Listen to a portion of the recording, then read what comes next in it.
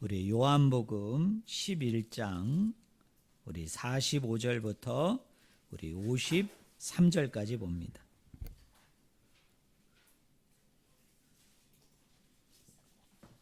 우리 요한복음 11장 우리 45절부터 53절까지입니다.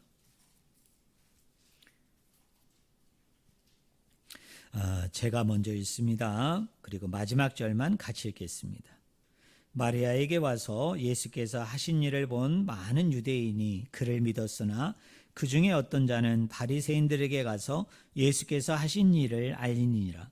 이에 대제사장들과 바리새인들이 공회를 모으고 이르되 이 사람이 많은 표적을 행하니 우리가 어떻게 하겠느냐. 만일 그를 이대로 두면 모든 사람이 그를 믿을 것이요 그리고 로마인들이 와서 우리 땅과 민족을 빼앗아가리라 하니 그 중에 한 사람 그 해의 대제사장인 가야바가 그들에게 말하되 너희가 아무것도 알지 못하는도다. 한 사람이 백성을 위하여 죽어서 온 민족이 망하지 않게 되는 것이 너희에게 유익한 줄을 생각하지 아니하는도다 하였으니 이 말은 스스로 함이 아니요 그 해의 대제사장이므로 예수께서 그 민족을 위하시고 또 그 민족만 위할 뿐 아니라 흩어진 하나님의 자녀를 모아 하나가 되게 하기 위하여 죽으실 것을 미리 말함이러라. 우리 53절 같이 읽겠습니다.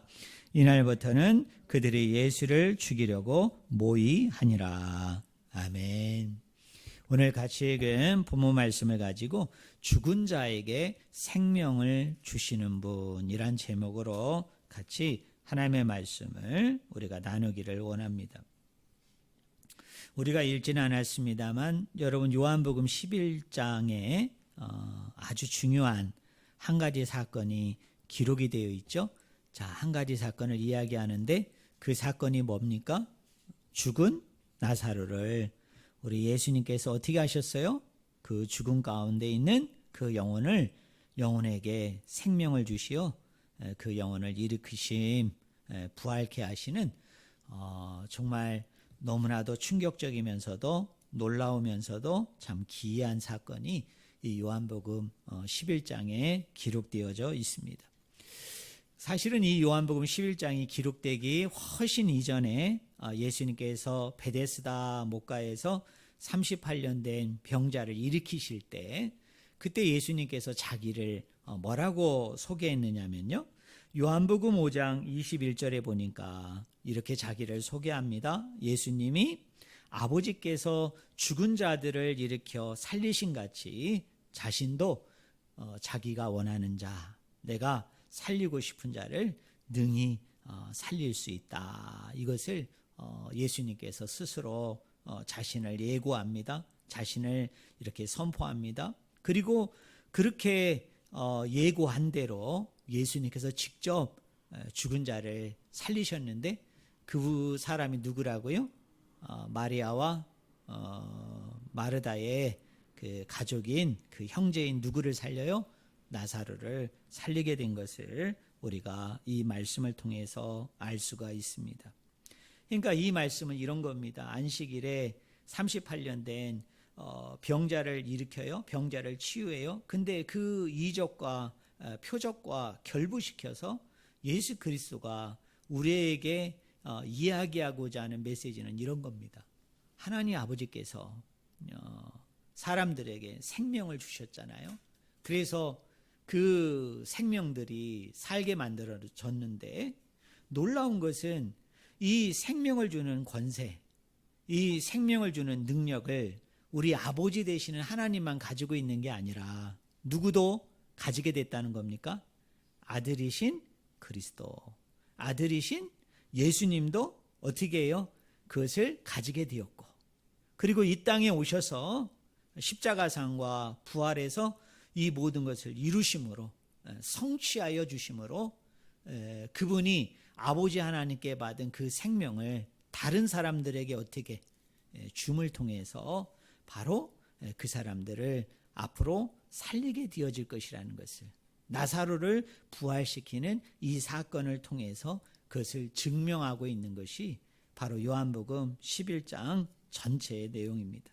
그런데 이 나사로를 살리는 이 사건이 왜 중요할까요?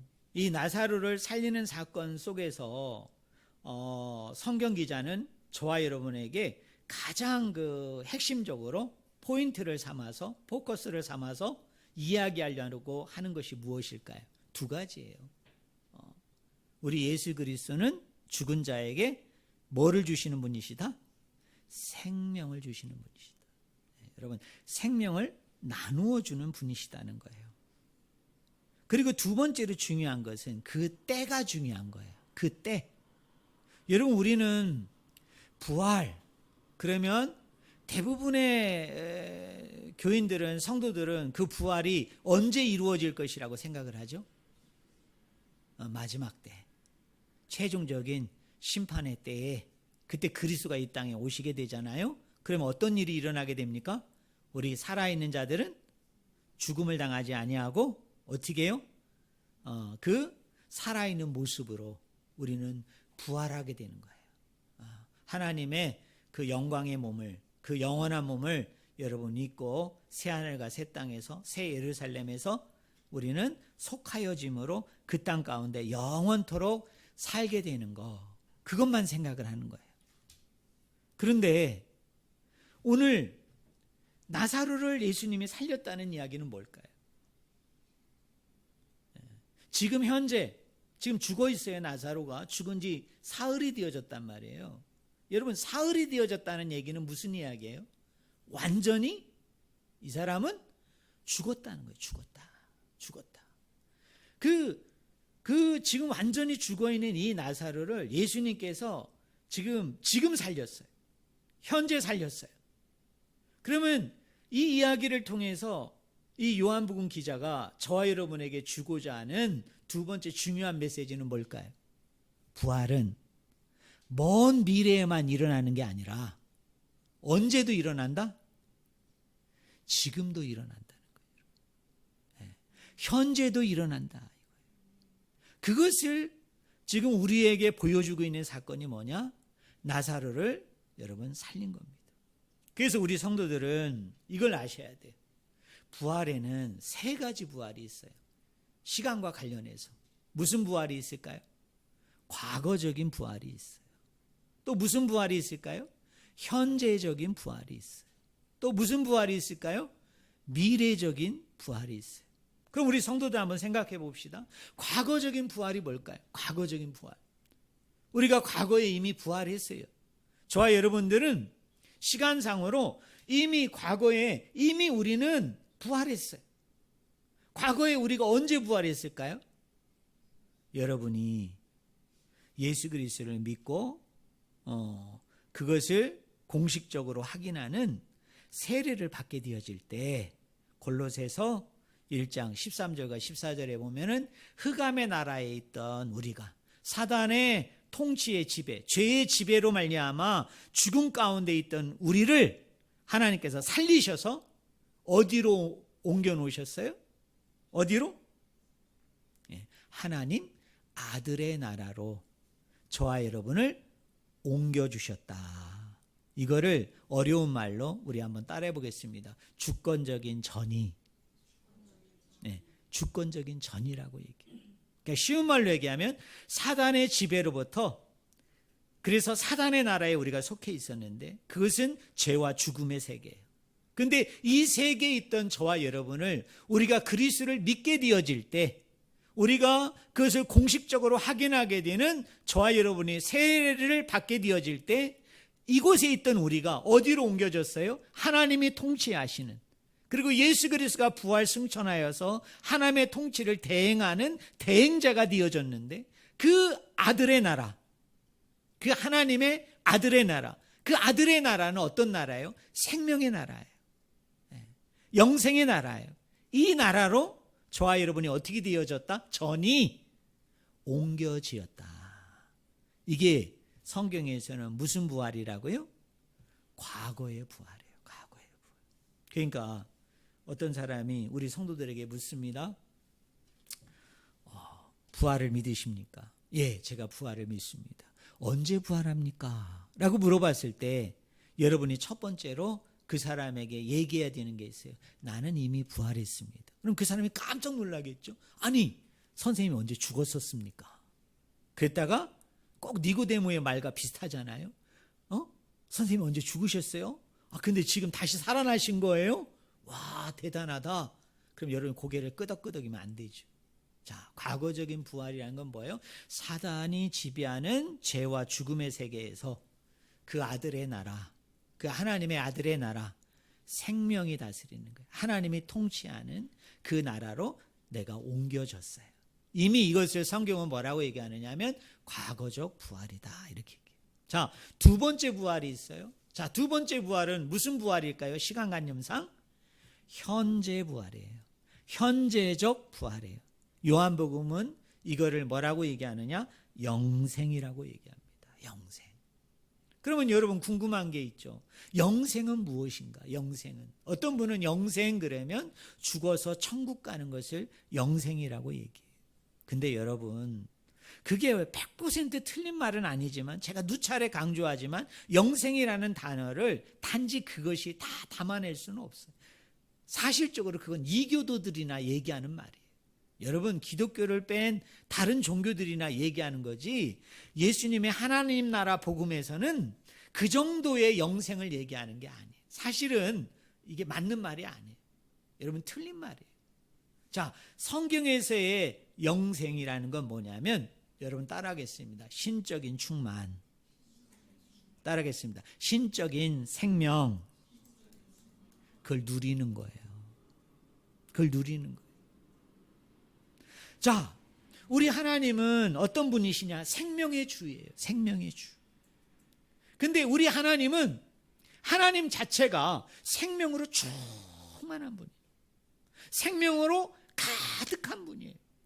그런데 이 생명으로 가득한 우리 하나님께서, 이 생명으로 충만한 우리 하나님께서 이 생명의 가득함, 이 생명의 충만함을 좀 어려운 말로 신적인 생명이라고 얘기하는데, 신적인 충만함이라고 얘기하는데, 이거를 저와 여러분에게 공급하여 줌으로, 저와 여러분에게 선물로, 은총으로, 은혜로 허락해 주심을 통해서 이미 저와 여러분은 뭐를 누리는 자가 되어졌다? 이 충만함을 누리는 자가 되어졌다. 이 생명의 가득함을 이미 누리는 자로 하나님이 저와 여러분을 만들어줬다는 거예요. 요거의 더 핵심적인 의미는 뭡니까? 하나님과의 끊임없는 만남, 하나님과의 끊임없는 교제를 통해서 그분으로 말미암아 계속적으로 생명이 공급되는 거예요. 그분으로 말미암아 계속 생명수가 공급이 되어짐을 통해서 내 안에 이 신적인 생명, 이 신적인 충만함으로 완전히 가득하게 되어진 상태, 완전히 충만하게 되어진 상태, 완전히 이것으로 인해서 채워진 상태, 이걸 뭐라고 얘기해요? 이게 영생이에요.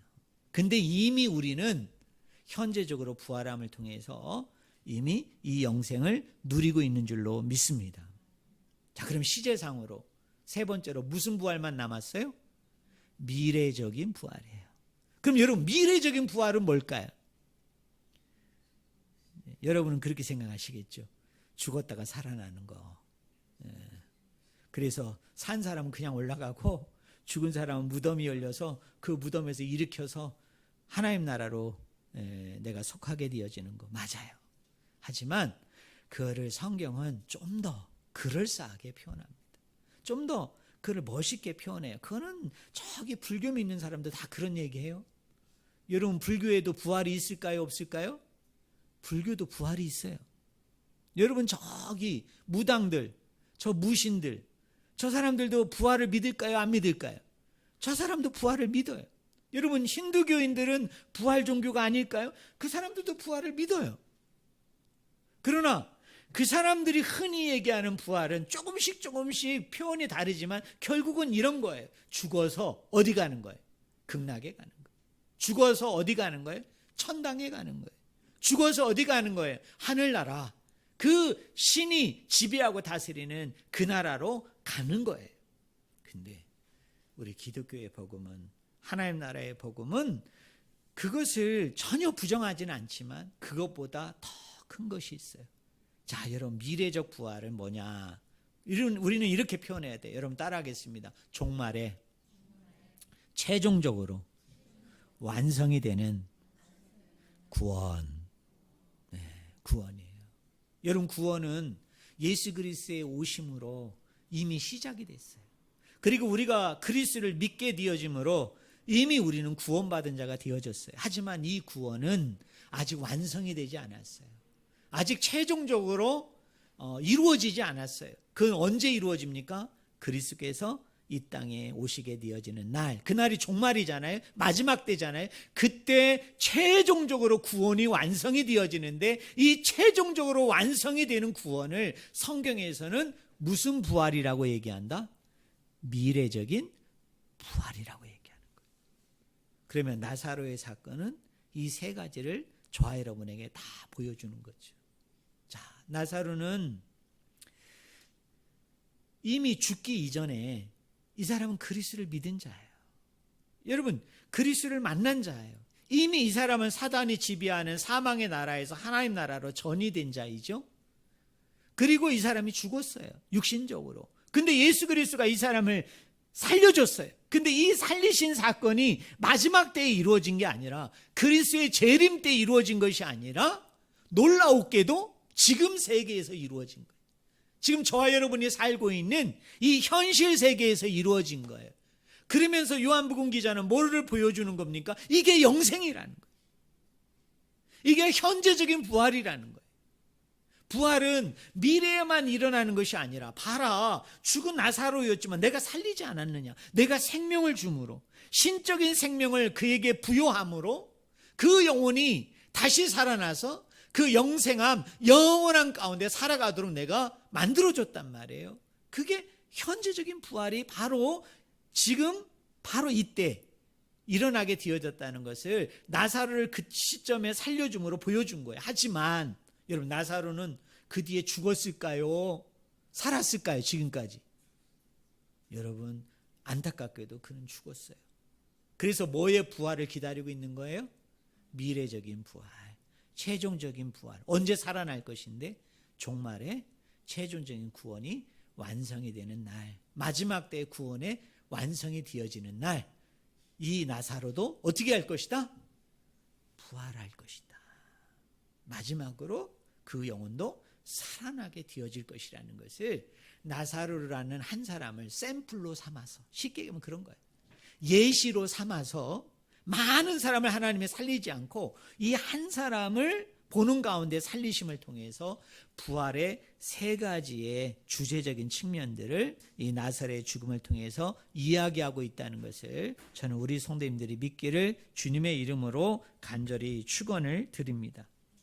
그리고 난 후에 45절과 53절이 중요한데요. 이 45절과 53절은 이런 내용으로 시작을 하죠. 자, 예수가 나사로를 죽은 자 가운데서 살리신 일들을 통해서 어떤 일들이 일어나게 됩니까? 자, 여러분 45절 보세요. 45절. 우리 같이 읽겠습니다. 같이 읽습니다. 마리아에게 와서 예수께서 하신 일을 본 많은 유대인들이 누구를 믿는 일이 일어났어요? 예수님을 믿는 일들이 일어났어요. 그러면 저를 보세요. 자, 이런 일이 일어나면 당시의 종교 지도자들, 특별히 사두개인들, 바리새인들, 이렇게 하나님을 스스로 나는 경건하게 잘 믿는다라고 이야기하는 이 사람들은 이런 일들을 보면 기뻐하고 환영해야 됩니까? 아니면 반대하고 적대해야 됩니까? 정상적이라면 환영해야죠. 여러분, 만약에 우리 교회 안에 어떤 이적이 일어났는데 그게 소문이 난 거예요, 이 동네에. 그래서 사람들이 막 그 이적에 놀라워가지고 사람들이 막 우리 교회에 와가지고 막 예수를 믿고 막 이 자리가 가득 차는 일들이 일어났는데 우리 성도들이 앉아가지고 여러분 그거에 대해서 반대하고 적대하고 또 그런 일들 일어난 사람들은 막 핍박하고 가두고 죽이면 되겠어요?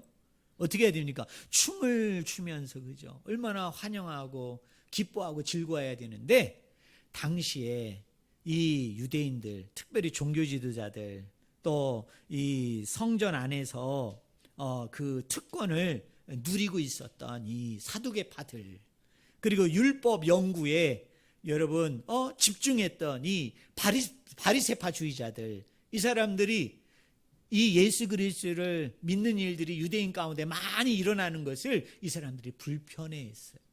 아주 힘들어했습니다. 그래서 이 사람들이 어떻게 하느냐면 예수 그리스도를 어떻게 해요? 잡아서 뭐 하자는, 죽이자는 이제 모의를 시작한 거예요.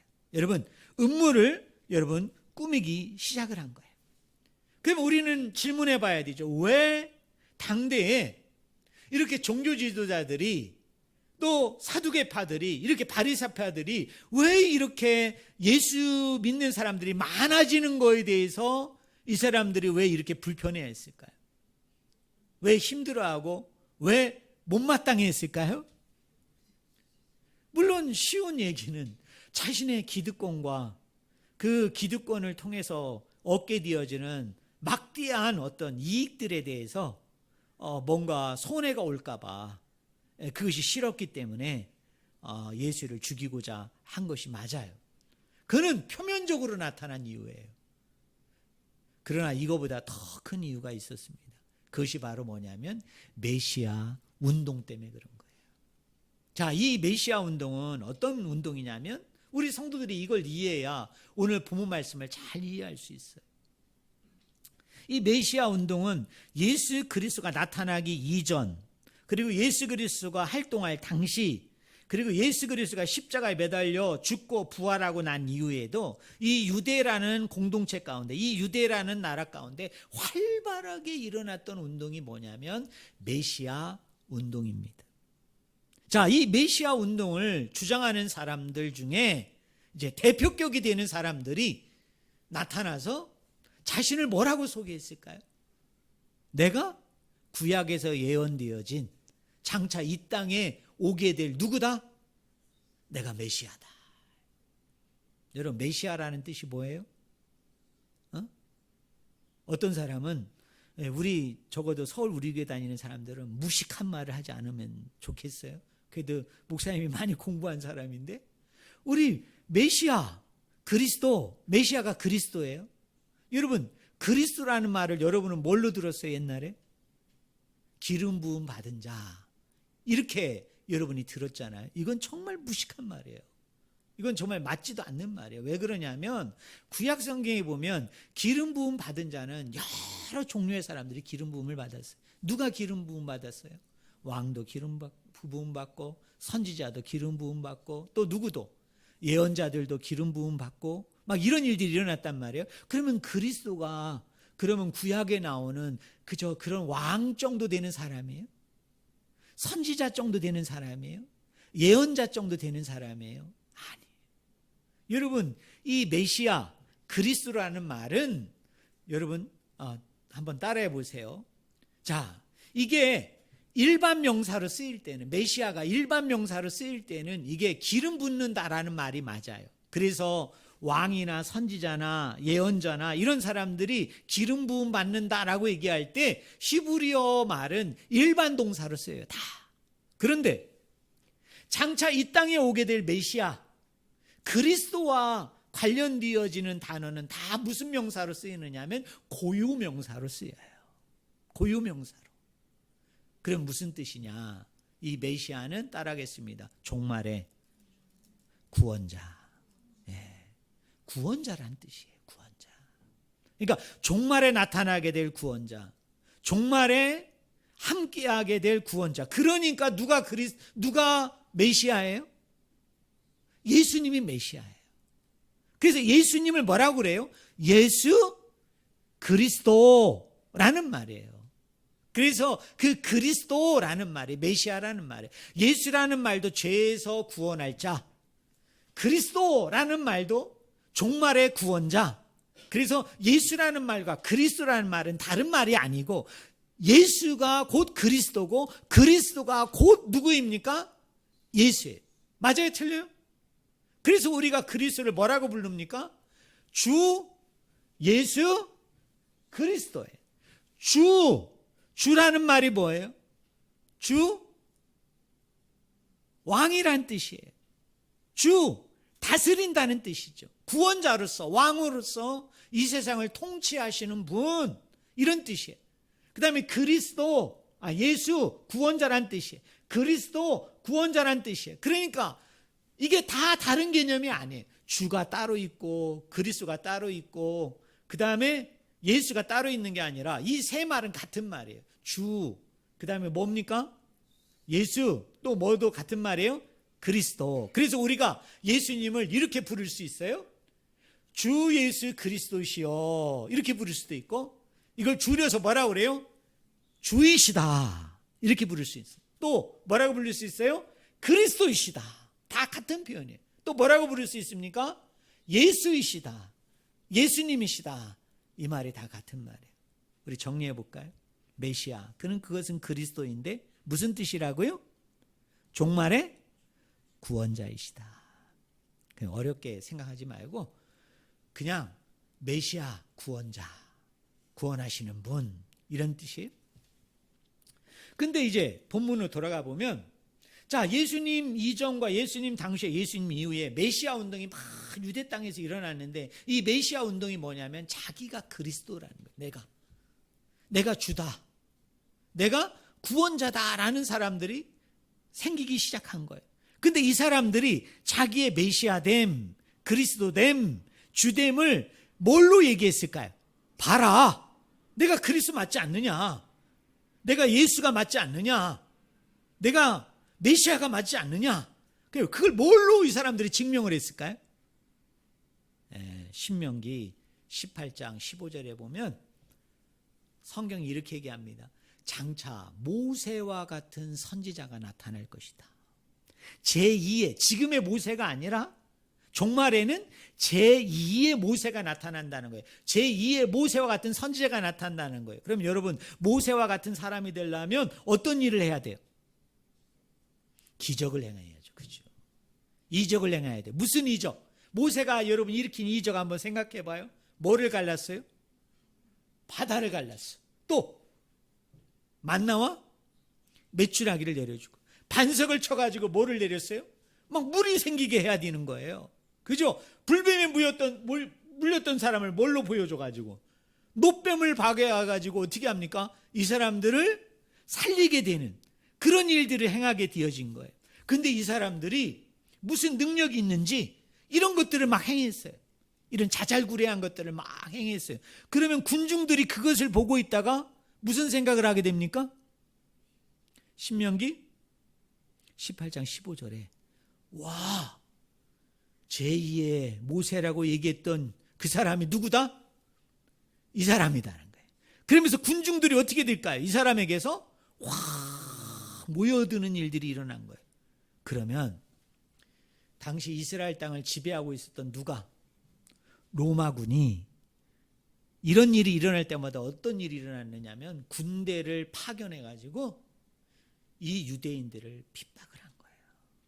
여러분, 이 유대의 많은 사람들을 다치게 만들고 죽이게 되는 일들이 일어났던 것이 뭐냐면 이게 메시아 운동이에요. 그러면 어떻게 됩니까? 메시아 운동이 핍박받음으로 이렇게 수면 아래로 가라앉아 있다가 조금 또 이렇게 시간이 또 지나면 갑자기 누가 나타나요?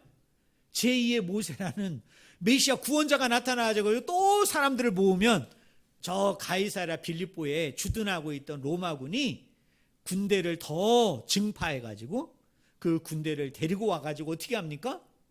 이 유대인들을 다치게 하고 죽이는 일들이 이게 빈번히 일어나는 거예요, 자꾸.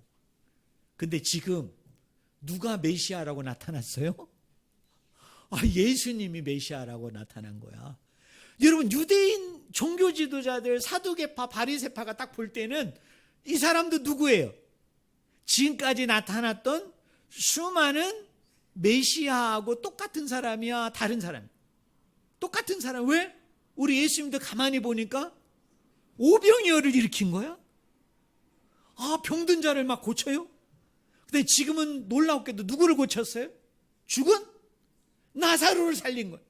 그러니 또 군중들이 생각할 때는 우리 예수가 신명기 18장 15절에 나오는 누구다? 제2의 모세다라고 생각을 하고 군중들이 몰려드는 일이 생겼는데 이거는 군중들의 생각이 아니고 그 군중들이 모여드는 상황을 지켜보고 있는 누가 그런 생각을 한 거예요? 종교 지도자들과 바리새파와 사두개파들이 그 생각을 한 거예요. 그러면서 이 사람들이 덜컥 겁이 난 거죠. 왜? 가이사랴 빌립보에 있는 이 사람들이 이거를 첩보로 들으면 어떤 일이 일어나요? 군대를 증파해서 유대 땅을 어떻게 합니까? 찾아와서 누구를 죽이게 돼요? 이 유대인들을 다치게 하고 죽이고 자칫 잘못하면 자신들도 어떻게 돼요? 다치게 되고 죽는 일들이 어떻게 된 겁니까? 두려웠던 거예요. 그리고 이 일만 일어난 것이 아니라 당시에요. 사두개파와 바리새파가 모종의 일종의 협약을 맺고 있었어요. 그게 바로 뭐냐면 사두개파 이 사람들아 우리 바리새파를 인정해 줘.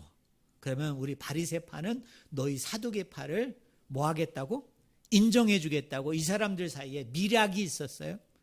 왜 이런 밀약을 맺었느냐면 성전을 중심으로 한 그 막대한 그 기득권과 이득권을 차지한 사람들이 누굴까요? 사두개파예요. 그러니까 바리새파 사람들이 뭐라고 밀약을 맺었느냐면 이 사두개파한테 그렇게 얘기하는 거예요. 어떤 일이 있어도 내가 그거 눈 감아줄게. 어떤 일이 있어도 나 거기 가서 숟가락 하나 더 얹는 일 절대 안 할게. 그럼 바리새파 사람들은 그렇게 하는 대신에 뭘 요구했을까요? 사두개파 사람들한테 우리는 성경의 박사들이고 우리는 성경에 능통한 자니까 우리가 얼마나 그 가르침에 있어서 말씀에 있어서 얼마나 대단하냐. 그러니 너희들이 누군가에게 말씀을 가르칠 때 말씀을 이야기할 때 누구 거를 쉽게 얘기하면 교과서로 삼아달라? 우리 바리새파에서 나오는 책을 우리 바리새파에서 주장하는 것들을 이 성전 안에서 이루어지는 오늘날로 얘기하면 쉽게 하면 신앙교육을 할 때 교리교육을 할 때 다른 교과서 쓰지 말고 우리 바리새파들이 만든 교과서로 너희들 공부를 하는 걸 좀 인정해 줬으면 좋겠다니까 사두개파가 가만히 앉아보니까 그까진 거 뭐 그게 중요해요? 지금 돈이 중요하지? 그래. 그럼 니네가 쓰는 거를 오늘날로 얘기하면 그거예요. 내가 국정교과서로 내가 그거를 삼아줄게 하면서 이 사람들이 뭘 맺은 거예요? 밀약을 맺어서 이렇게 똘똘 뭉치고 있었어요. 그런데 여러분 로마군이 침투해 오면 어떤 일이 일어날까요? 이 성전에서 차지하는 막대한 이익들을 이 사람들이 혹시나 우리가 믿게 보여서 예수가 그 이전에 나온 사람보다 더 대단한 사람이기 때문에 핍박을 더 강도를 높여서 우리의 이거를 빼앗을까 봐 바리새파가 국정교과서로 선택된 이것을 이 사람들이 빼앗을까 봐 이 사람들이 어떻게 된 거예요? 두려움이 임하게 된 거예요. 그러면서 이 사람들이 정작 누구를 죽이려고? 예수를 죽이려고 모의하기 시작했는데 여러분 요한복음이 얼마나 재미있는 줄 아세요? 이렇게 연구하면 재미있어요. 한번 들어봐요. 이 모의를 한 주동자가 누구예요? 대표자가 누굽니까? 대제사장이에요. 여러분 대제사장이 하는 일 중에 가장 1년 중에 중요한 일이 딱 하나 있어요. 다른 것도 다 중요한데 1년 중에 이 일이 제일 중요해요. 뭐예요? 7월 달에 있는 대속죄일 날. 백성들의 모든 죄를 이 사람이 속죄받게 하기 위해서 대제사장이 어디로 들어가요? 지성소로 들어가서 여러분 그 속죄 양을 가지고 속죄 염소를 가지고 제사를 드림으로 백성들의 모든 죄가 사해지는 이 대속죄일을 처음부터 마지막까지 이 한 사람이 주관하는 날이 그게 뭐냐? 키옴 욤푸르라고 얘기하는 뭐예요? 대속죄일이에요. 자, 그럼 여러분 봐요. 이게 역설이에요, 역설. 이게 참 놀라운 역설이에요. 지금 대제사장이 누구를 죽이려고 해요? 예수님을 죽이려고 해요. 근데 그 예수님이 누구예요? 구원사적으로 보면 대속죄일에 드려질 양이잖아요. 여러분, 양이 희생됨으로, 양이 죽게 되어짐으로 백성들의 모든 죄가 사해지는 거예요. 근데 이거는 대속죄일의 맥락에서 얘기하는 거고, 이걸 우리가 알고 있는 구원사적으로 보니까 우리 예수 그리스도가 대속죄일에 드려질 뭐입니까? 양이에요. 근데 이 양을 드리는 거는 사두개파가 드렸어도 안 돼. 왜냐? 그럼 구약에 나오는 거와 이게 모순이 되잖아요. 그러니까 이게 참 기가 막힌 거예요. 지금 대제사장이 예수를 죽이려고 하는데, 이걸 구원사적으로 보니까 대제사장이 속죄 양이 되시는 누구? 예수 그리스도를 지금 뭘로 드리려고 하는 거예요? 구원사적으로 보면 속죄 제사로 드리려고 하는 그 이야기를, 나사로 이야기가 1절부터 44절까지 나오고 45절부터 53절이 그 이야기가 나오는 거예요. 그럼 이 두 이야기를 이렇게 나란히 놓은 이유가 뭘까요? 요한복음 기자가 머리가 되게 좋은 사람이에요. 탁월한 이야기꾼이에요. 왜 이 두 사건을 이렇게 나란히 놓고 비교하는 거예요? 자, 이거예요. 부활은 우리에게 하나님께서 생명을 주시는 건데, 자, 이 부활의 생명을 주기 위해서는 예수 그리스도가 해야 되는 일이 있어요. 그게 뭐예요? 십자가상에서 저와 여러분의 죄를 뭐 해 주어야만이? 대속해 주어야만이. 대속해 주어야만이. 더 이상 죄의 노예가 안 돼요. 더 이상 죄의 지배를 받지 않아요. 더 이상 죄, 그 사망의 지배를 받지 아니하고 뭐를 받아요? 생명. 그 생명이 뭔데? 영생이고, 그 영생이 뭔데? 부활케 되어진다.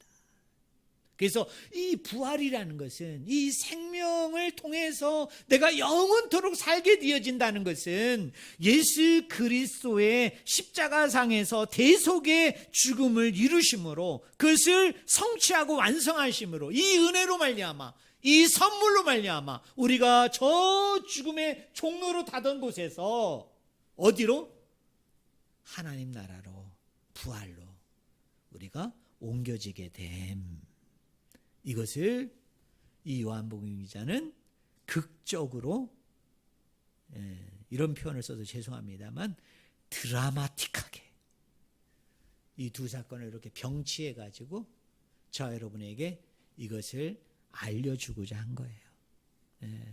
그냥 시간상으로 이렇게 있으니까 그냥 나란히 배치한 게 아니고, 아무 생각 없이 이렇게 배치한 게 아니라, 요한복음 기자는 나사로를 살리는 이야기와 이 대제사장이 예수 그리스도를 죽이고자 하는 모의하는 이야기를 붙여놓음을 통해서 이 핵심적인 주제를 저와 여러분에게 이야기하고 있다는 것을 저는 여러분들이 발견하기를 주의 이름으로 축원을 드립니다. 자, 결론적으로 이야기합니다. 부활이라는 것은 뭐냐? 하나님께서 우리에게 뭘 가져다 준다고요? 생명을 가져다 주는 사건이에요. 생명을 가져다 주는 사건. 근데 이 생명을 가져다 주는 것은 그냥 이루어지지 않아요. 그냥 이루어지지 않아요. 그것을 위해서 이 땅에 그리스도가 오셨고, 그분이 십자가상에서 우리를 대신하여 죽으심. 그거를 어려운 말로 뭐라고 얘기해요? 대속의 죽음, 속죄의 죽음이라고 그러죠. 이 죽음의 사건을 통해서 우리의 모든 것을 이분이 십자가 안에서 담당하시고 이루셨기 때문에, 우리가 이것을 뭘로? 믿음이라는 수단으로, 믿음이라는 방법으로 우리가 하나님께 표현하게 되어지면, 하나님께서 어떻게 하신다고요? 이 부활의 생명, 이게 좀 더 어려운 말로 신적인 생명인데, 이 신적인 충만함을 저 여러분에게 공급하여 주심을 통해서 영원하게 살게 되어지는 부활체로, 부활의 몸으로 이 땅뿐만 아니라 어디까지? 하나님의 영원한 나라에서 영원토록 살게 하여 주신다. 이 은혜를 받은 자가 누굽니까? 저와 여러분이.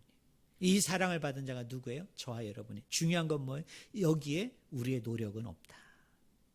여기에 우리의 애씀의 흔적은 전혀 들어갈 데가 없다. 전적인 뭡니까? 하나님의 은혜예요. 하나님의 선물이에요. 하나님의 은총이에요. 그래서 그걸로 말미암아 저와 여러분이 다시 살게 되는 이 부활의 이 은혜, 부활의 이 축복 가운데 세워졌다라는 사실을 우리가 꼭 믿고, 여러분 이 은혜에 늘 감격해하고 이 은혜에 늘 감사하면서 살아내는 저와 여러분이 되기를 주의 이름으로 간절히 축원을 드립니다. 기도하겠습니다. 하나님 아버지, 우리도 나사로처럼